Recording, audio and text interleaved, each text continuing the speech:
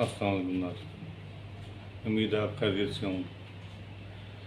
जैसा कि आपको याद है कि मैं लेक्चर देता हूँ, हिस्ट्री पे भी देता हूँ, पाकिस्तान स्टडीज़ पे भी और इस्लामिक स्टडीज़ पे भी। तो आपको अगर मेरा पहला एक छोटा सा एक मैंने लॉग किया था जिसमें आपको मैंने बताया था कि आज़ाद होना और आज़ादी मिलना ये क्या था। तो आज इसके ऊपर मैं आपसे बातचीत करूँगा और थोड़ी सी मालूमात जो मुझे है वो आपको शेयर करूँगा, और उसमें कोई कमी पेशी हो तो मुझे आप ज़रूर बताइए। ये है कि मैं आपको बताता हूँ आज़ादी मिलना जो है वो क्या होता है। वो ये है कि जब हज़रत मूसा अलैहिस्सलाम की कौम थी और फ़िरौन उनके जो था उनको वो खुदा मानते थे, तो ये सिर्फ वहाँ पे लेबर होती थी जो यहूदी कौम थी। इनको एज ए लेबर ही रखा जाता था, बाकी इनको कोई अहमियत जो है वो नहीं दी जाती थी। तो एक दफ़ा बादशाह ने ख्वाब देखा कि कोई किसी के घर को बेटा पैदा हुआ है, तो वो वो ज- वो बड़ा हुआ है तो उसने उसकी सल्तनत को ख़त्म कर दिया। इस ख्वाब के देखने से ये हुआ कि उसने ना जितने भी यहूदी जो उसके पास ग़ुलामाना ज़िंदगी गुजार रहे थे, ग़ुलाम रखे हुए थे, उन सब के जो पहले पहले जो बच्चे पैदा हुए बेटे, उन सब को उसने कत्ल करवा दिया। ये बहुत बड़ा जुल्म भी है। तो ये जुल्म जो है वो गुज़र गया, वक्त गुज़र गया। अल्लाह ताला ने हज़रत मूसा अलैहिस्सलाम को बचा लिया। वो भी पहली औलाद थे, तो वो उधर से उनकी वालदा ने उनको एक वो बच्चों वाली वो टोकरी में डाल दिया, वो पानी में रख दिया, तो वो उनके महल में पहुंच गई। उधर वो मलका थी, उनके यहाँ औलाद नहीं थी।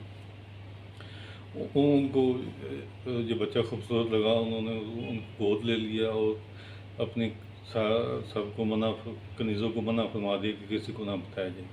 तो हज़रत मूसा अलैहिस्सलाम वहीं पले बड़े जवान हुए शहज़ादों की तरह। तो इस इसमें एक चीज़ मैं आपको ये बता दूं कि जब जो उनकी जवानी उस महल में गुजरती थी और वो शहज़ादों की तरह वो वहाँ रहते थे, लेकिन वहाँ पे जो मिस्री नस्ल के लोग थे, जो फ़िरौन की नस्ल के लोग थे, वो तब भी उनका उनके साथ वो मेल जोल अच्छा नहीं था।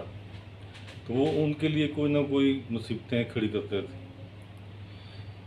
ये इस समय अगर मैं बात करूँगा फिर तो बहुत बात आगे तक चली जाएगी। मैं वहाँ से शुरू करता हूँ कि जब हज़रत मूसा अलैहिस्सलाम को मिस्र शहर से निकाल दिया गया, तो उन्होंने फ़िरौन को खुदा मानने से इनकार किया था।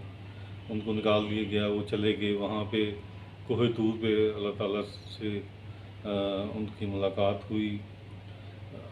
जो वो भी मैं आपको तफसील नहीं बताता, बात फिर लंबी हो जाएगी।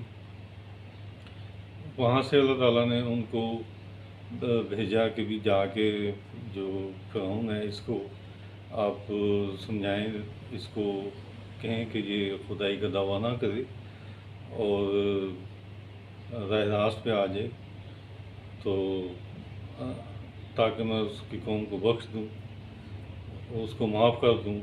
तो आपने बाकायदा हज़रत मूसा अलैहिस्सलाम को भेजा, उसमें एक असरा उनको दिया ताकि उनको पता लग सके कि अल्लाह ताला ने बताया कि भी कि मैंने ही तुम्हें बनाया और मेरी ताकत के आगे कोई भी नहीं है, मैं वाहिद हूँ।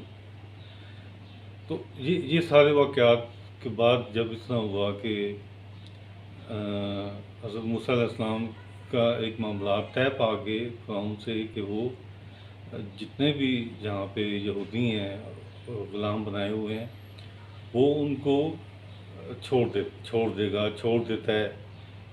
لیکن نہ وہ حیل و حجت کرتا تھا، بہانے کرتا تھا، روز کوئی نہ کوئی اپنی نئی بات بیچ میں ڈال دیتا تھا۔ اس سے یہ ہوا کہ جب وہ نہیں مانتا تھا تو وہ پھر جیسے جیسے ظلم اس سے ہوئے تھے، اس نے اپنی یہ غلاموں پہ، یہودیوں پہ کیے تھے، ویسے ویسے ہی اللہ تعالیٰ نے اس کا بدلہ دیا۔